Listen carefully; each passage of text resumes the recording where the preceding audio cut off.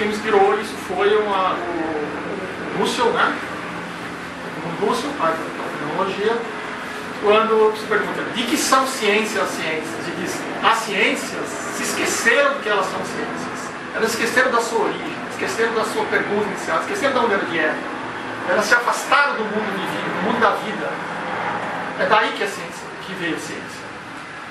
Né? Do nosso mundo cotidiano, dos nossos problemas, da nossa admiração, da nossa perplexidade diante do mundo. Né? E elas se afastaram disso em prol de uma mera representação do mundo. Né? Representação. Representar. Né? É um segundo momento.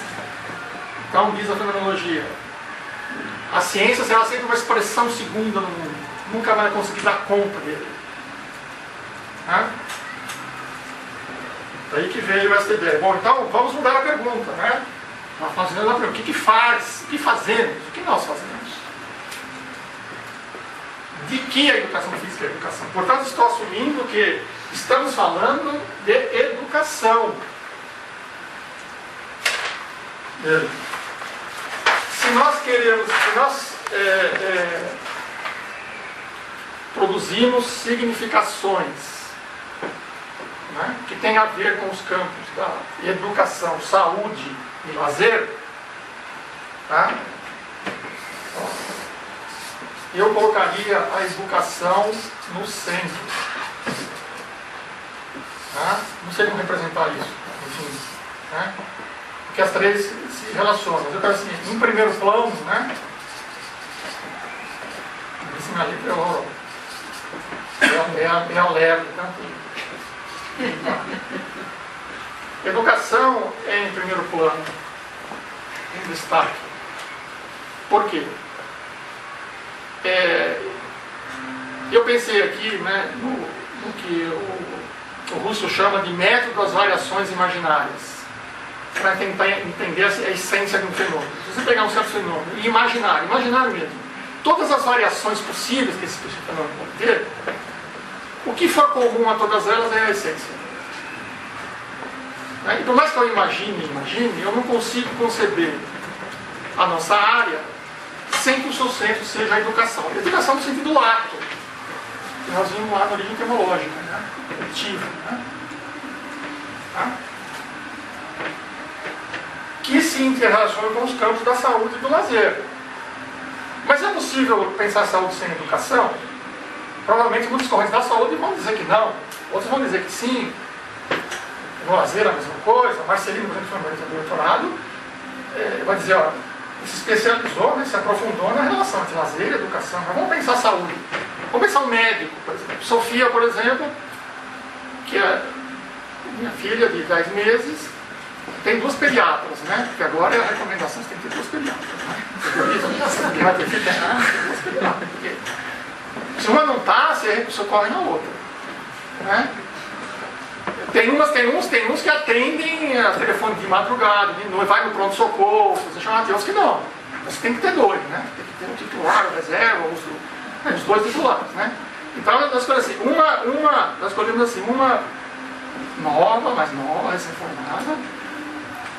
Recém-formada, assim, com alguma experiência, né?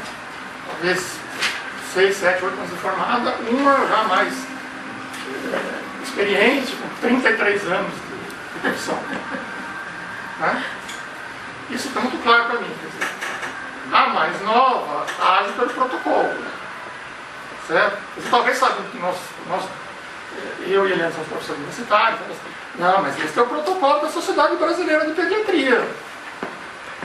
Porque ela sabe que a gente entende o que é protocolo e a Sociedade Brasileira de Pediatria. Né? Atende em 15 minutos. Certo?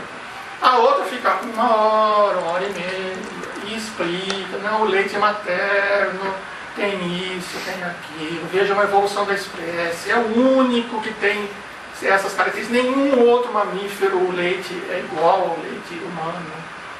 Né? Ele é altamente calórico, excelente digestibilidade.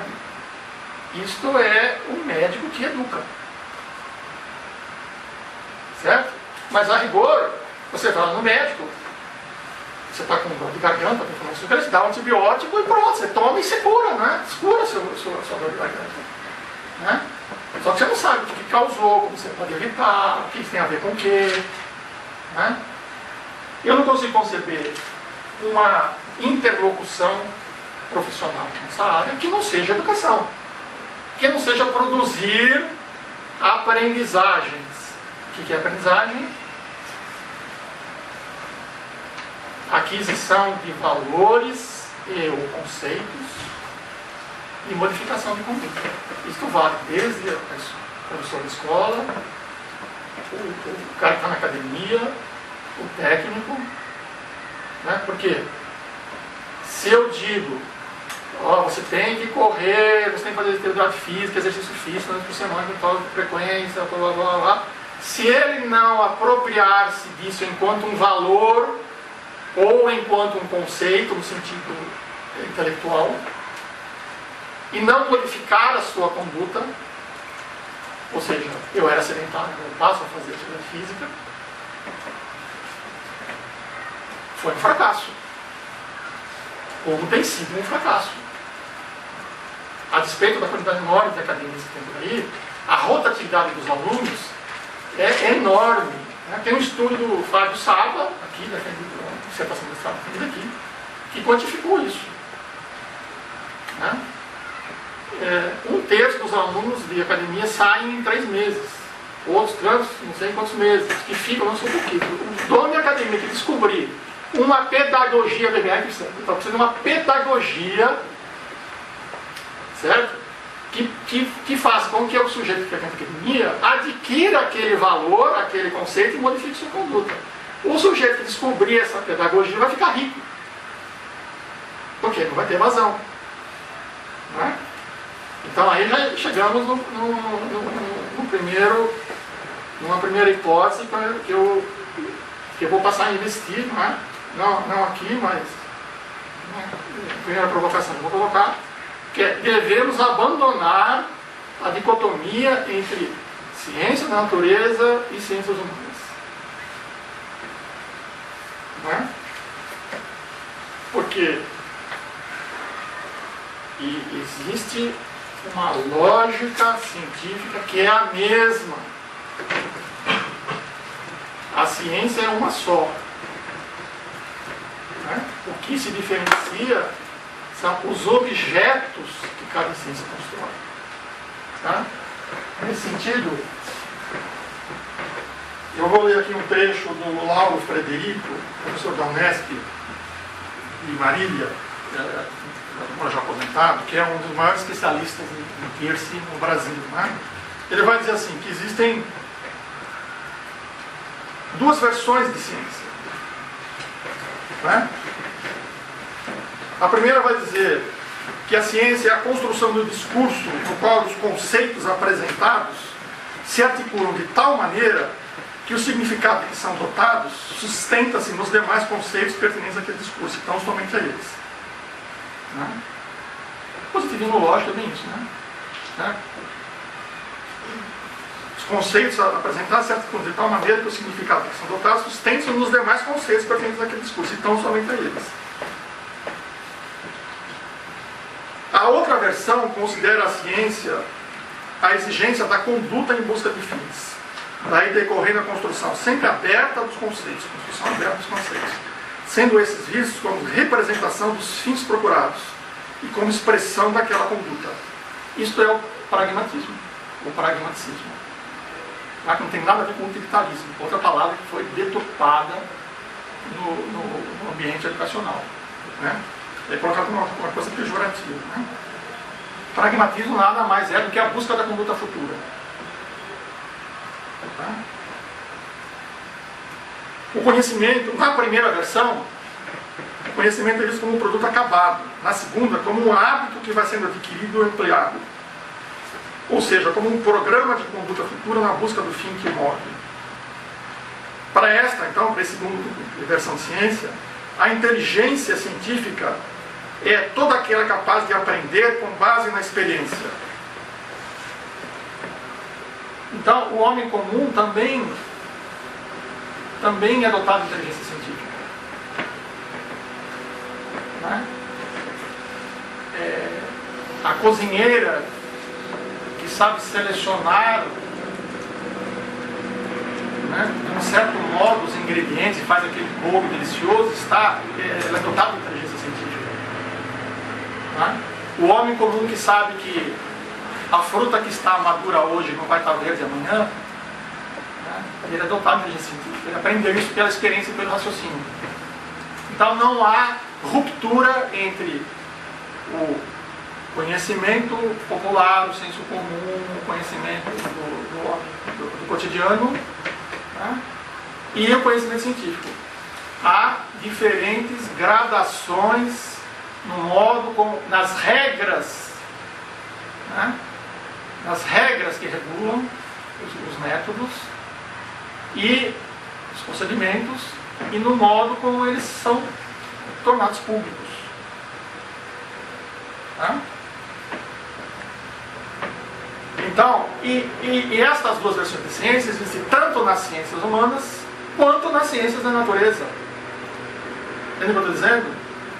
Né? Se há antagonismo, são muito mais afetos às concepções filosóficas que orientam, né, certas práticas científicas de certos pesquisadores, do que se ele é das ciências da natureza ou das ciências humanas.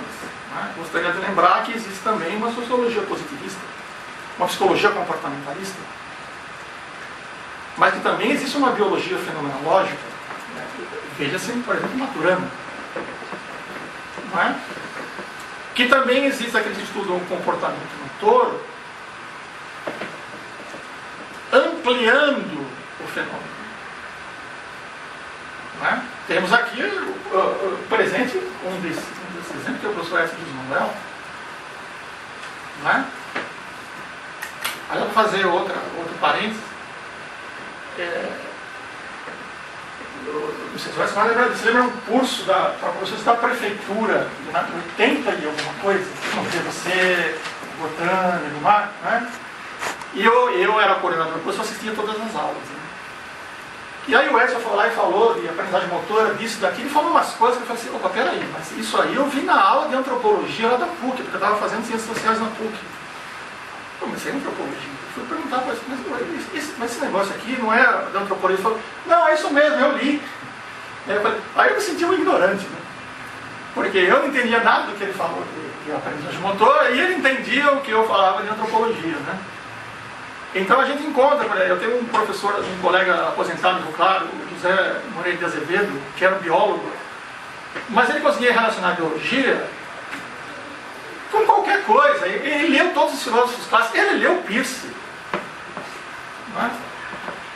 Então, é porque a biologia que nos foi apresentada na educação física é uma biologia pobre, né? Que se limita a estabelecer algumas correlações simples entre variáveis. A biologia é a ciência da vida. Então me parece que o problema não está em ampliar a concepção de ideologia, de comportamento motor, né? E de abandonar a ideia de que as ciências humanas, né, que não existe a natureza, que não existem fenômenos biológicos, que não existem fenômenos da natureza, né? E é curioso que muitos colegas invocam o Merleau-Ponty para justificar isso. Né? E como eu li Merleau-Ponty de cabo a rabo, todas as obras em português, todas menos uma, eu fiz o pós-doutorado, fiz cursos com professores de filosofia, né? E eu posso dizer com autoridade, né? Não é verdade que Merleau-Ponty resolveu a ambiguidade entre cultura e natureza.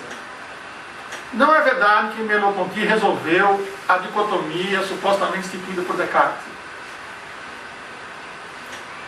A famosa frase de Merleau-Ponty, eu sou o meu corpo, já ouviu essa frase, né? Ela é apresentada sempre incompleta. Não é assim que está escrito no Merleau-Ponty. Está escrito assim, eu sou e tenho um corpo. ele fala a ambiguidade constitutiva